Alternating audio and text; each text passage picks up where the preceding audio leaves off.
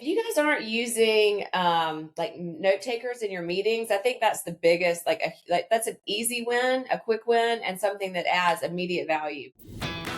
Welcome to a brand new episode of the M&A Mastermind Podcast presented by Cornerstone International Alliance. I'm your host, Nick Olsen. On this show, I get the opportunity to talk with the brightest minds in lower middle market M&A. Together, we discuss industry intelligence, deal management, shared successes, specialized expertise, and much more. If you serve the small to medium-sized business owner, this show will offer you tactics and insights you can use and implement now to become a master in M&A. Hello, everybody. Welcome to a brand new episode of the M&A Mastermind Podcast. Today's guest is Ivey Conefry, a trusted advisor on the AI leadership transformation team, where she helps executives harness AI to drive smarter work, stronger strategy, and greater creativity. She has over a decade of experience working and advising with CEOs, boards, and senior leadership teams. She brings a unique leadership background, having served in both the U.S. Marine Corps and Gulfstream Aerospace, and now as a senior advisor at YPO. Ivey has a reputation for creating high-trust environments where leaders move from uncertainty to clarity, unlocking time for innovation and strategic thinking. Today, we will explore how her expertise in AI and leadership can help you elevate your processes and performance in AI. Ivey, welcome to the show. How you doing today? I'm great, Nick. Thanks for having me. Yeah, this is not the first time we've met. And you had joined us as our keynote speaker at our in-person conference in Scottsdale, Arizona this past February. So really appreciate you doing that. It was great to just hear the feedback after we spent the morning with you on, AI and prompting and crit, which we'll get into here in a minute. Yeah, just really appreciate, and there's just a lot of aha moments as we try to navigate, this very, uncertain but certainty of AI and what's coming and all that sort of good stuff. Absolutely. We had a great time. Where were we? Scottsdale. Yeah, that was a cute little hotel. Yeah, it was really cool. It was just a nice independent, like eclectic kind of hotel, and we had lots of fun, and appreciate you coming in and joining us. I learned a lot, and I use crit frequently. But to kind of start, tell our listeners about your background and your company, AI Leadership, and the work that you guys do. Yeah, absolutely. Well, first, I just want to make one clarifying statement. When you were going over my bio and introducing me, you said I served in the Marine Corps. I just want to be clear. I was a civilian in the Marine Corps. I don't want to steal anyone's valor there. I always want to make clarification because I'm not that tough. You never do, they do.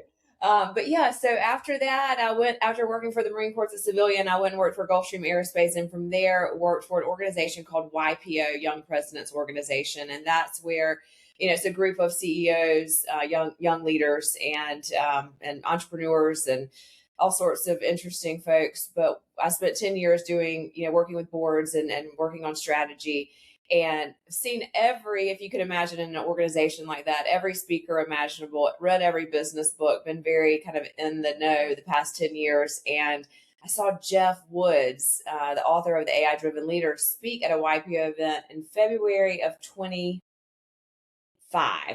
And you could just feel the energy in the room. All of these other, YPO members, CEOs who had also seen all of these things. You could just tell there's something different about this. And his approach to AI is just so different because it's not technical. It's just for the everyday person to realize how to communicate better with AI and use it to really focus on that 20% strategy that's going to help you grow your business. So from that energy, I hired Jeff to come do a strategy session down in Charleston, South Carolina. I'm sure you can tell I'm from the South.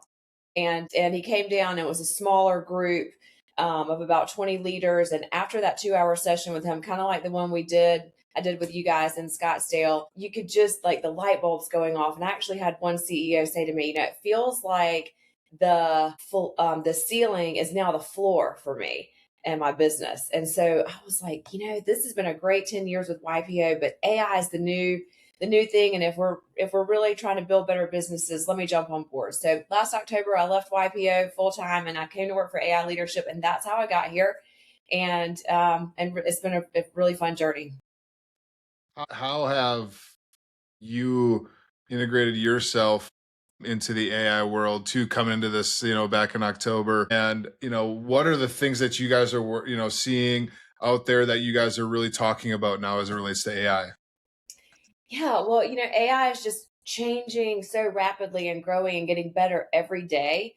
And so I think, the one philosophy that we have is really to drink our own champagne, right? If we're talking about AI and teaching people to use AI and implement it in their daily life, let's do it for ourselves here. And so our team is really great about sharing new things that are going on. One thing, for a long time we were all using Chat GPT, and now I know like a lot of companies are saying, well, we use Copilot because we're a Microsoft. We use Gemini because we're a Google, and just trying to figure out which one's better and how does that work. And so just trying all the different ones. And I think, right now really diving into Claude is super popular right now. It's kind of taken a big step above some of the others. That's not to say that others aren't great and won't get there, but just practicing and trying and using AI in your everyday life, I think is the biggest key. Like I have on my computer here, how can AI help me do this?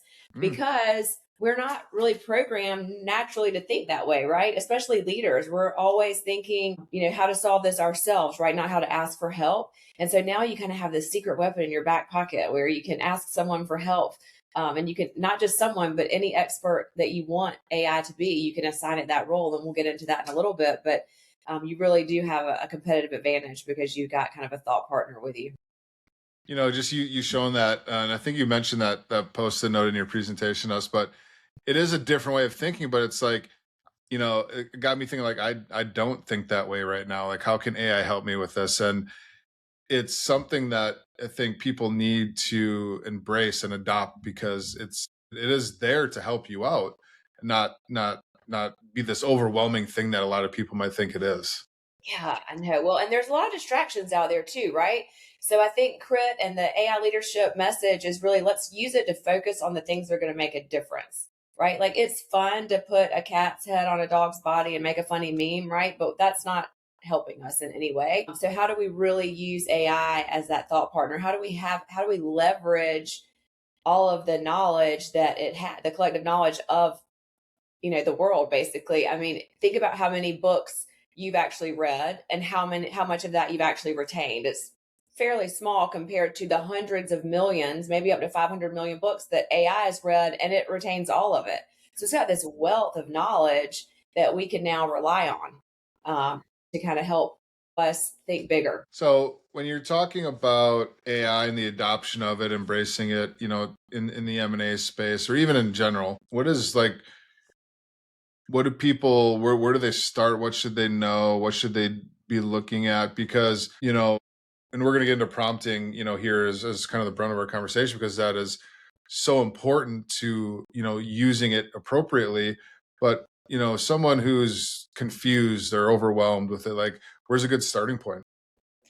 So I would just say a habit, like so making sure you set aside some time or think of it at least once a day. Do some of your work through AI once a day. One problem that you have, just remember, how can AI help me do this?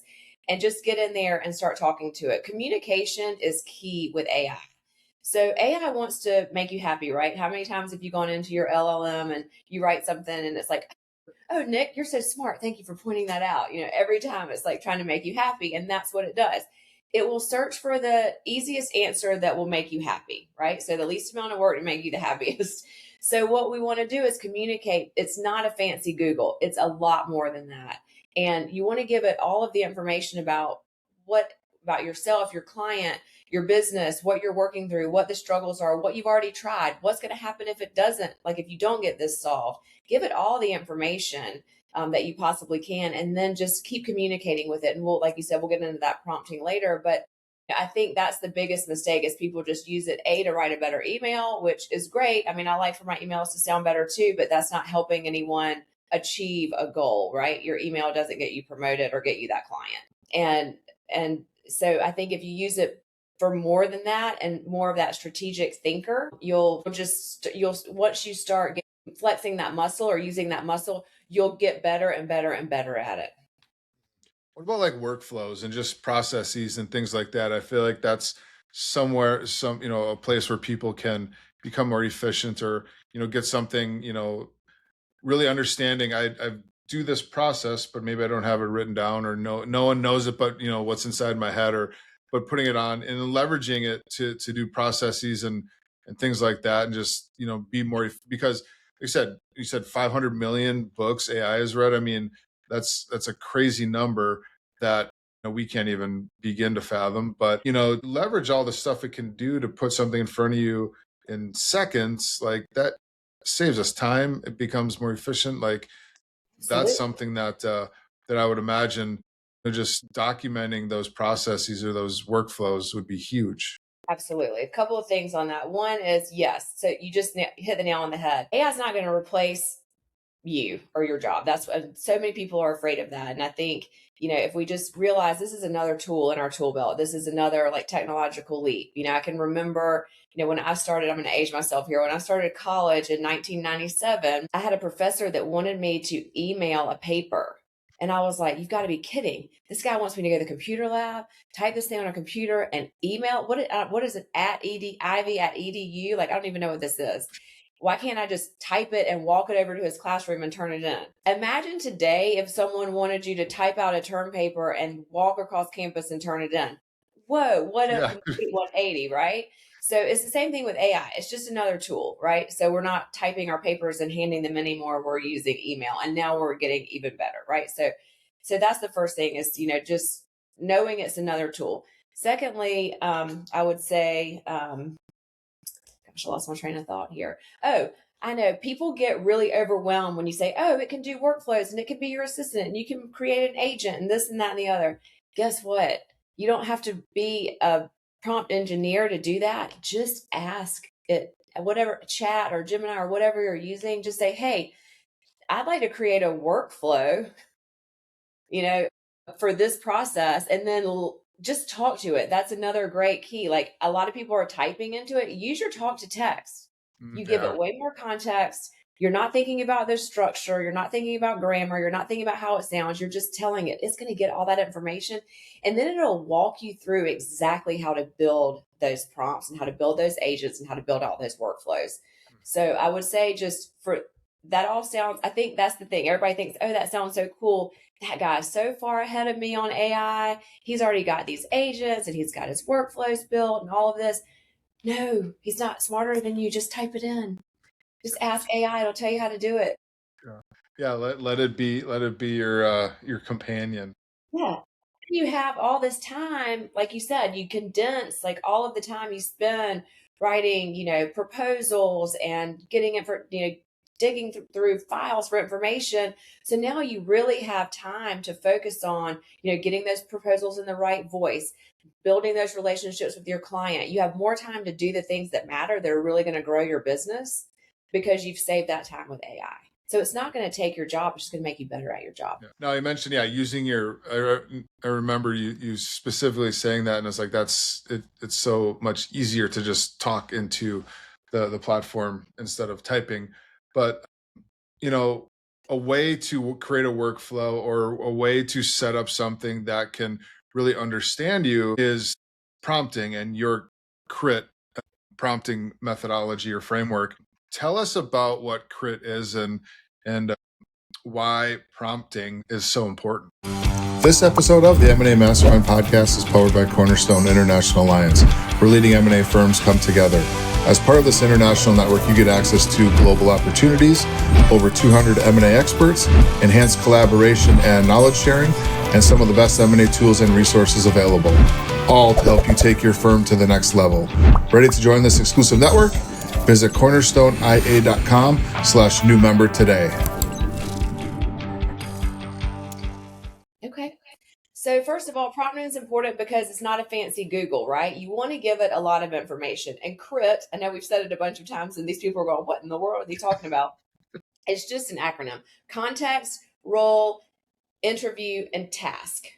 So the first is really just instructions that you give a really high performing employee, right? You're going to tell it what you want it to do. You're going to give it the context, tell it the role that you want it to play, ask it some questions or have it ask you questions to get clarity, and then tell it what to do, right? So this is your thought partner. We like to say that we're the thought leader as the human and the AI is the thought partner. So the C in CRIT is context. And this is where you want to give it as much information as you possibly can. And I don't mean like 2 sentences. I mean, press that microphone button and just start giving it everything. This is where I work. This is my role. This is how long I've been here. These are our clients. This is the issue we're working on. This is the roadblocks we've hit. This is what's going to happen if we don't get this solved. Just and continue going. When you think you've said enough, dig for a few more sentences. Give it everything.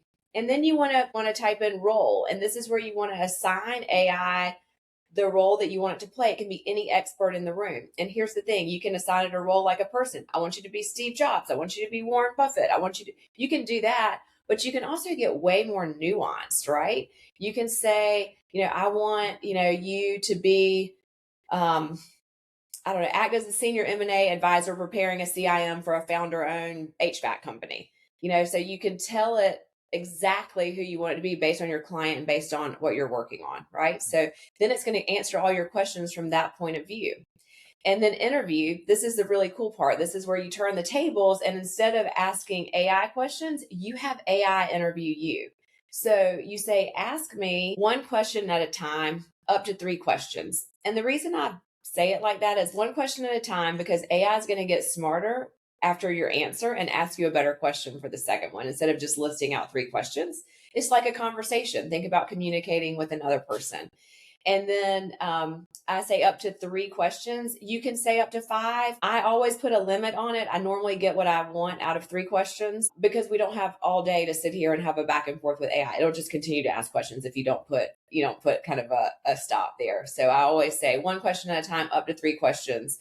Sometimes I'll go up to 5, but 3 typically does it. And then task, and then you just tell it what you want it to do. I want you to give me 3 high impact, non-obvious strategies to solve for this challenge, right? And so I say non-obvious and high impact because, again, like I said earlier, AI wants to give you the easiest answer that will make you happy. So if you say non-obvious, it's going to dig deeper into its knowledge. And I say high impact, I want it to be, the best it can possibly be. And then it's going to come back. Once you do that, you put that all in one text box, right? So it's not context enter, role enter. You put that all in one text box. And then once you send that up, it goes up to the big brain, it'll come back and ask you the question, and then you answer it. And then it asks you the other one. And then it'll come up with those strategies that you asked it to come up with. And I think this is the interesting part where people aren't getting the most that they can out of it. This is where you really want to understand AI is not 100% right? You're the leader, is the partner. So at this stage, you want to look at what it spits out. And sometimes I'm sure we all have, right? You look at it and you go, oh, that's not quite it. It's hallucinating, or it's kind of got it, but it's a little generic, or it kind of got it, but it missed the mark here. So just tell it that. Tell it one thing you really like about it, the things that you don't like about it, and something you'd want to change about each of the strategies, and it will come back with better answers. So just don't take it at face value. Like push it to be, to think harder and to give you better answers. And then when it comes back, then you can, this is really cool, then ask it to challenge itself and say, oh, are you sure? Is this the best you can do? I want you to pressure test your own ideas and let me know what's missing. What's something that we pressure test it. Let's see what's going on here. And then it'll come back with something even better. So I think that prompting really gives, it's just like communication and I think we've talked about this like in a relationship, right? Communication is key. And so the more you give it, the better answers are going to be, the better thought partner it's going to be for you. Yeah. And I think setting up the foundation for what you want it to do and the role that it can play for you. And I love the fact that you ask it to ask you questions to better understand what you're thinking. And that's just a great way to basically package how you're going to prompt, AI to solve a problem for you, right? And this is a very organized, thoughtful, meaningful way to do that. And, you would recommend, correct me if I'm wrong, you have all these different things you want to do and it's really starting the foundation of what you want to do with this methodology. Absolutely. I mean, I really use Crit for 95% of the things I use AI for. I mean, it's an amazing tool. I remember the first time I heard about it, my husband and I had actually been working. We had a challenge in our household or whatever. We'd been working through it and we'd spend all night kind of sitting around, after dinner talking about it and coming up with what we were going to do. And then I got on this call with Jeff and he was going through Crit, showing YPO about Crit. And I texted him immediately. I was like, don't do anything with what we talked about. I think we were buying a car or something. I can't remember. I was like, don't do anything about what we were talking about. We need to, do this crit exercise. So like, it really does for anything. I mean, for, business and personal. I think, if you want to, build a recipe box for the week, or you want a new health plan, or, you want to actually build I built a GBT for my friend's husband so she could type in like, I want to go on vacation to Paris. How am I going to tell Scott? So it can be fun. It can be useful across the board for sure. Yeah. For the M&A advisor specifically, what are some practical ways in which they can apply crit in their workflows where it can have the biggest impact for them? What are some examples that you've seen, that you've heard of, or that you've worked with people on to help them, in a meaningful way?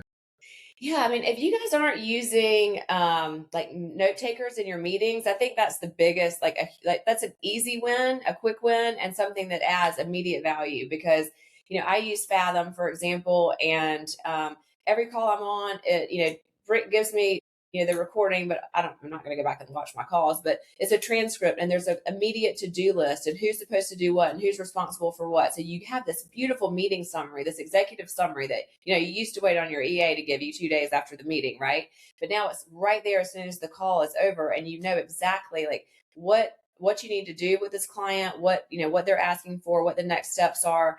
And then you can take that transcript and you can crit it, right? So you can take your transcripts if you're trying to get better at your communication, your outbound communication. Just put that transcript in there and say, hey, this is the call that I had. I need to send a follow up. Do the whole crit, and then it'll come up. Have it ask you questions. You want to tell it specifically about this client. Don't just put the transcript in there and say, hey, I had this call. Give me the what follow up email. Like, you want to give it all this information about who you were talking to, what you're trying to get out of this customer relationship, etc. And then it really helps with your communication that way. And that's a super easy win, but it's definitely help. I think it helps because you're in the client business, right? And so anything you can do to make those communications more personal, a quicker turnaround, and better, the better it is for you guys. Love that. What about the opposite? What are some of the biggest mistakes when prompting AI that you see people making today? Yeah, I mean, I would say, skipping the interview step is huge. They don't want AI to ask those clarifying questions. And I think that really gets you into a whole different level of thinking, because it asks hard questions, right? I mean, you use it sometimes. It asks you questions that maybe you weren't thinking of. And so it sends your brain kind of in another direction. And so I think like the iteration of the answers just get really, really good. So I would say skipping the interview part, because, you're just kind of barking orders at it. Skipping that interview part is really a disservice to digging deeper into your thought process. And then the other thing is treating AI like a really smart Google instead of a like high performing analyst. Because again, I can't say it enough, better inputs exponentially create better outputs, and or create, it's just a whole different ball game. It's a whole different ball game.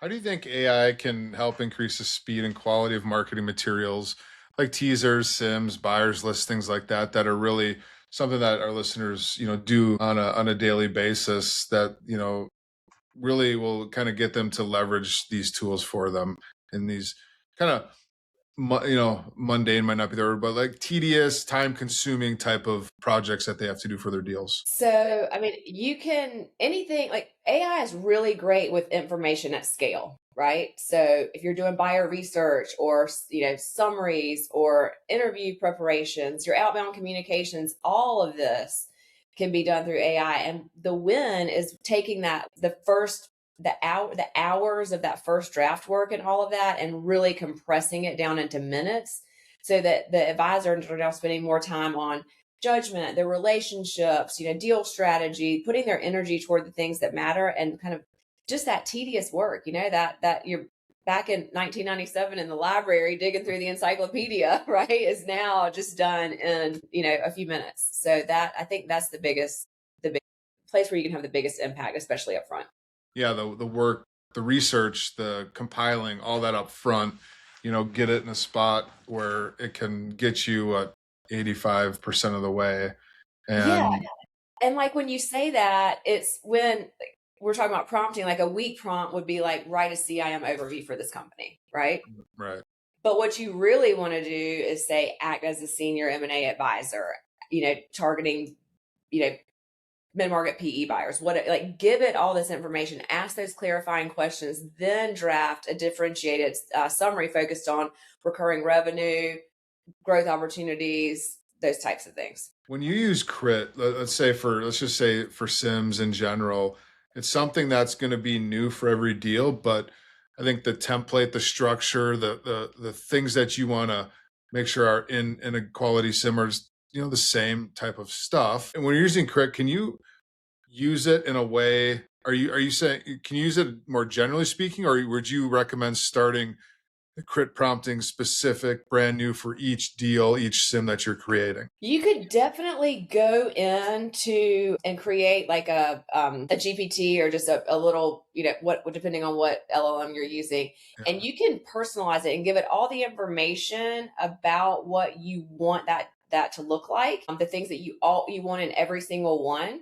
And then you can go to that GPT and create all of your sims in there, right? So it already has the basic overview. And then you would want to get obviously specific for every company, but you could create kind of a space where you're doing this and you don't have to give it the same directions every time. As long as those directions apply across the board, I'm sure there's certain, I don't know much about the ins and outs of what that looks like, but I'm sure that there's an overall structure and things that have to be in there and things that have to be, structured in a certain way. So you could set those rules up and then just run every client through that. But you want to give it that personal information for each client. Yeah. So yeah, you can use it as a framework, but also personalize it to each deal to make sure that, because I think, with Sims in particular, it's such an important document, and it's very information intensive. Obviously, you're telling the story about the company you're representing. There's a lot of financial information in there, a lot of information about the business, and that's where you need to get that deep dive personalization for each one. But as you are doing it more and more and more in the same GPT, let's say, for example, structure is typically very, very similar.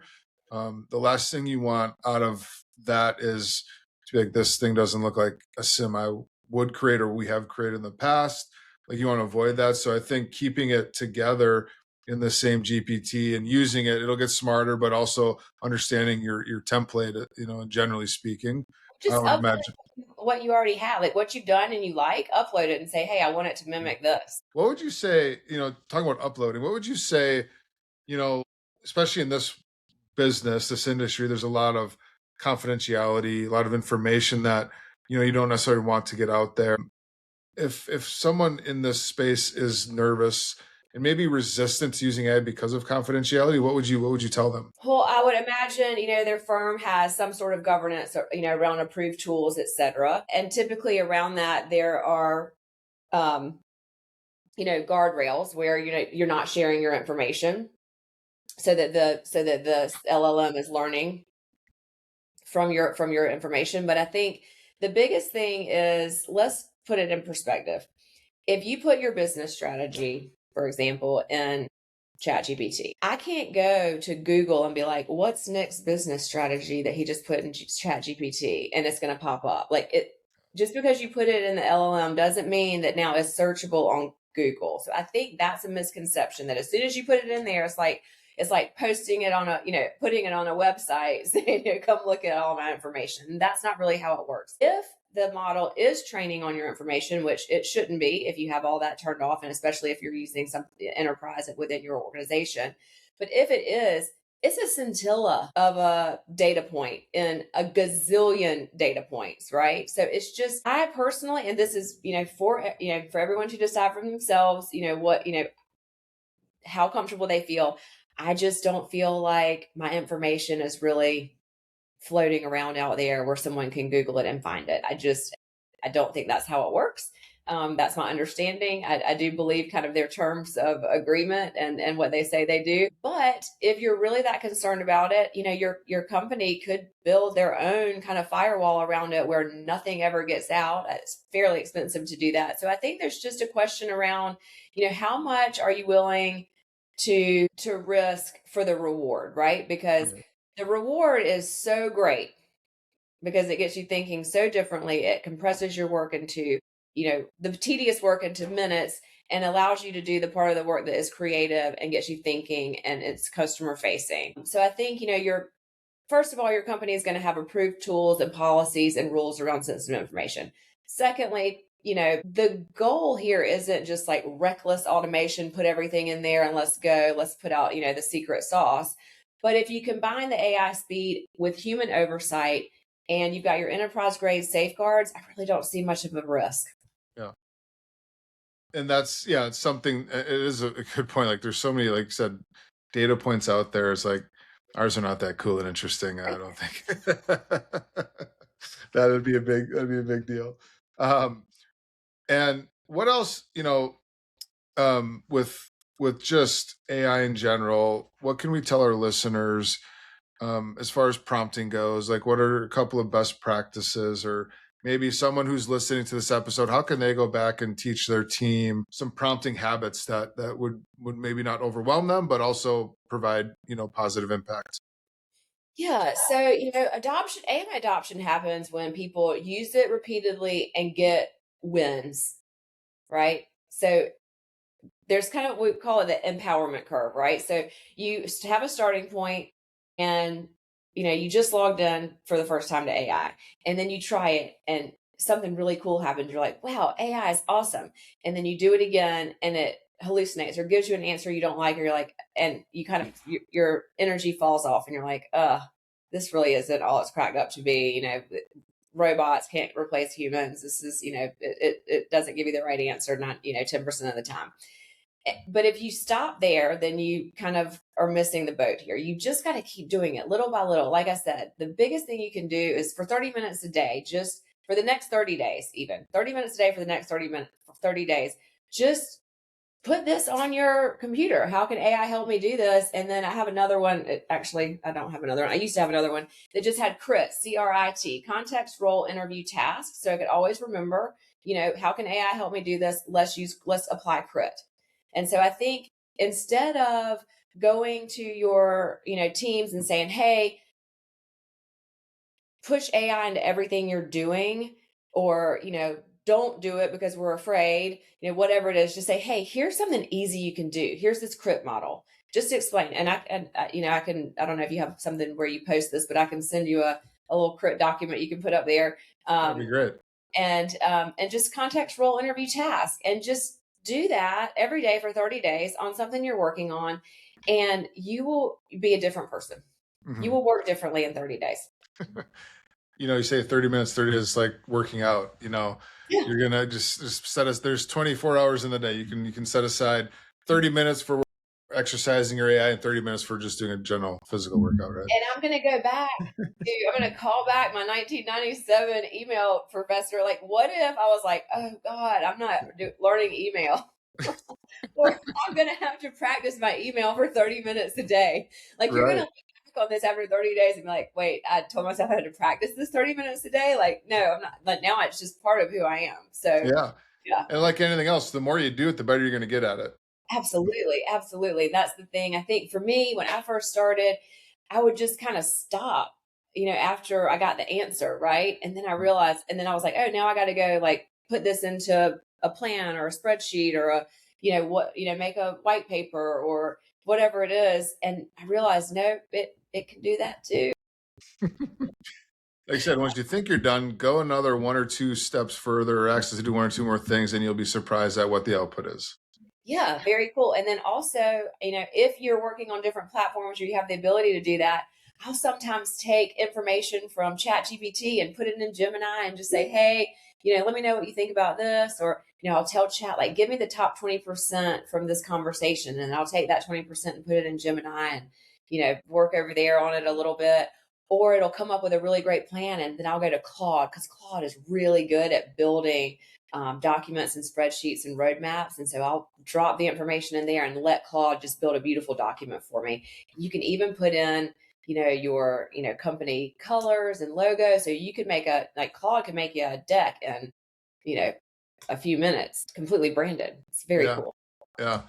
So biggest takeaways from today's conversation, Ivey, add on to these, but, prompting is important, hugely important. Leverage the crit methodology. Make sure you're getting enough out of AI. Like I said, use it, leverage it, and keep pushing it, because it will have better outputs. Anything else I'm missing as far as, takeaways from our talk today? Yeah, a couple of things. One is I would talk to text if you can. If you're, if you have that ability to do that. I mean, even you can have the app on your phone, and if you're out for a walk, just talk to it. Or when you're sitting down, just practicing for your 30 minutes a day, practice talking to it, because you really do give it a lot more information that way. And I personally, Nick, think that we're probably not even going to be typing in the next 5 years. Like, I think everything's going to be talk to text, and like they're not going to even be teaching keyboard in school anymore. That's a good one. And then one more pro tip, if you're not super familiar with AI, and I told you to put crit all in one text box, if you press enter, it's just going to submit it. So to do spaces in your text box, if you hit shift return, it gives you the space. And every time I say that, there are always several people who are like, oh, just saved me 2 hours. Thank you so much. Shift return is my pro tip, and talk to text. Yeah. Because if you're doing that, it puts it all in one prompt instead of 4 different prompts. Because it doesn't understand 4 different, it is one prompt, right? Yeah. So if you just put context and press enter, it'll just be like, oh, blah, blah, blah, blah, blah. You said, and it'll like summarize what you said. Yeah, it's like, that's not what I want. So make sure it's all in one box. Shift return. I love it.